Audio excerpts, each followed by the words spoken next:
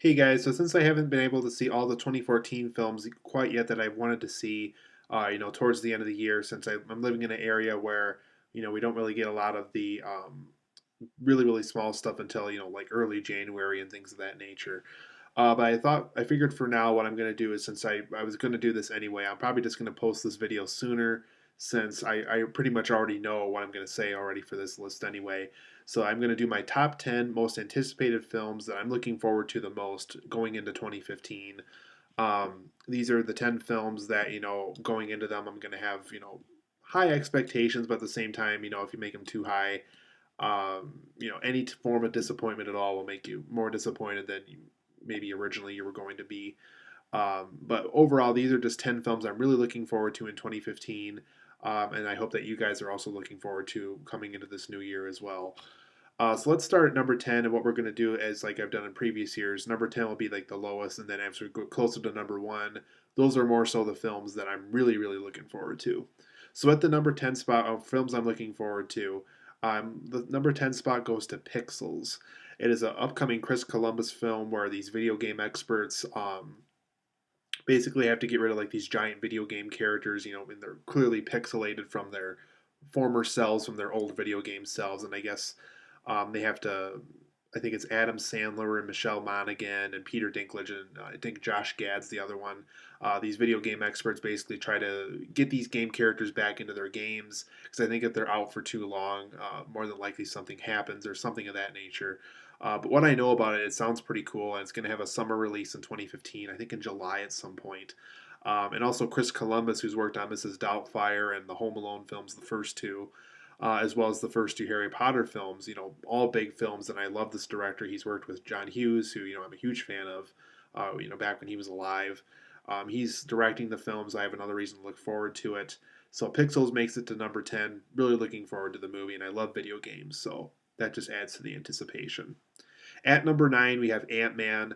I think I would have been more excited originally if Edgar Wright still was attached to direct it, but now we have Peyton Reed from the Yes Man directing it, so hopefully it's still good. But either way, I'm interested in seeing what they do for an Ant-Man movie because I know Marvel's been wanting to do this for a while now. Get Ant-Man onto the big screen. We get Paul Rudd and Michael Douglas, and I think even Patrick Wilson.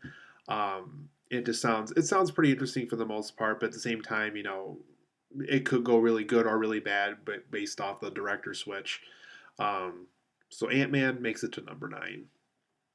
At number 8, we have Ted 2. I'm a huge fan of Seth MacFarlane. I love Family Guy. I loved the first Ted film, and I really can't wait to see what they do for the second film. Hopefully, it's a good plot. They've kind of been holding off on giving us plot details, hopefully for a good reason, and hopefully not for a bad reason. One thing I'm worried about is because they're trying to keep that so secretive. Is the plot going to feel last minute? Is it going to be a good concept? Are they going to rush this production since it's so quickly after Million Ways to Die in the West, which I did not see, by the way? Um, so there's a lot of questions I have about it, but just the idea of a Ted sequel, I'm already really excited for. Like I said, I love the Ted character and the Ted story, and I love Seth MacFarlane and his sense of humor, and I love what he's been doing with Family Guy throughout the years. So Ted 2 makes it at number 8. At number 7, we have the next Disney and Pixar film called Inside Out. From what I know about it, it sounds like either a girl meets her inner emotions in her brain, or basically we see the perspective of her brain, functioning as her emotions in her everyday life, and some story that Pixar is going to cook up for us.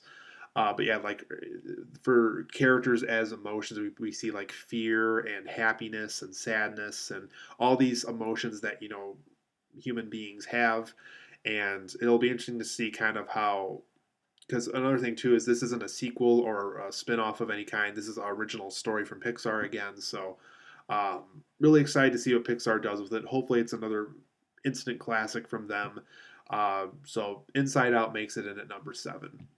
At number 6, we have Mission Impossible 5. I've seen some set photos of this. What I know about it, it sounds pretty cool. It's been rumored, I think, that Alec Baldwin might play one of the villains in it.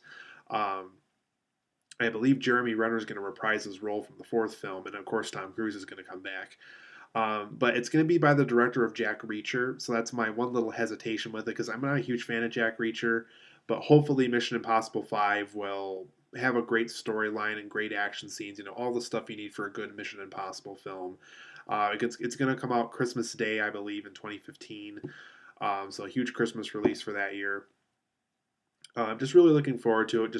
Looking forward to see what the franchise goes and so on and so forth. So, Mission Impossible 5 makes it in at number 6. At number 5, we have Jurassic World. Um, Colin Trevorrow from Safety Not Guaranteed, which is a very good independent film. It's kind of like a science fiction comedy, and it was just a really well done movie. Um, Colin Trevorrow is going to be the head director of Jurassic World. Unfortunately, it's not Steven Spielberg or Joe Johnston who work on the previous two movies. It is going to be a new director this time, so this could be really good or really bad. But I love Jurassic Park. I've loved the first three. I grew up on the first three films. I remember the huge success the first two films were back when those both came out. During the '90s, and I'm just really looking forward to see where they go with Jurassic World. Hopefully, it's an interesting direction, and hopefully they have a good reason to reopen this park since they they messed that up 3 movies by now. So hopefully Jurassic World is good in summer of 2015, and Jurassic World made it in my list at number 5. Then at number 4, we have Tomorrowland. This is Brad Bird's next film, so he's not returning for Mission Impossible. This is his own original story that he's going to make.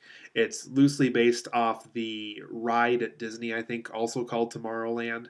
Um, and from what I know about it, it sounds like George Clooney is like an inventor of some kind, and this girl has like this pin that can get her to like the world of tomorrow, so she can see like the technology that we're gonna get, and basically for some odd reason she gets the access to this world like George Clooney does, and there's probably going to be some conflict of some kind. But yeah, I'm looking forward to Tomorrowland. I love Brad Bird. It looks like a really interesting looking production and a really original story from what I know about it. Hopefully, it's going to be original. So Tomorrowland makes it in at number 4. At number 3, we have a film I'm really looking forward to, and I got even more excited for it once I heard the casting choices for it. It's going to be 007 Spectra. Sam Mendes is going to come back like he did with Skyfall, so this will be his second James Bond film. Daniel Craig is going to come back, but what I'm really excited about, because ever since Skyfall ended and I was thinking to myself, who would make the next great Bond villain? Luckily, I got my dream casting choice. They casted Christoph Waltz as the Bond villain in this, so I'm really looking forward to that. I love Christoph Waltz. He's a great villainous actor, just a great actor in general. And I really can't wait to see how he portrays a James Bond villain because I think he's a perfect casting choice for a Bond villain. And we also get Monica Bellucci from Matrix Reloaded, and we also get Leah Sadix from Mission Impossible 4 and Midnight in Paris. Both very beautiful, very talented actresses.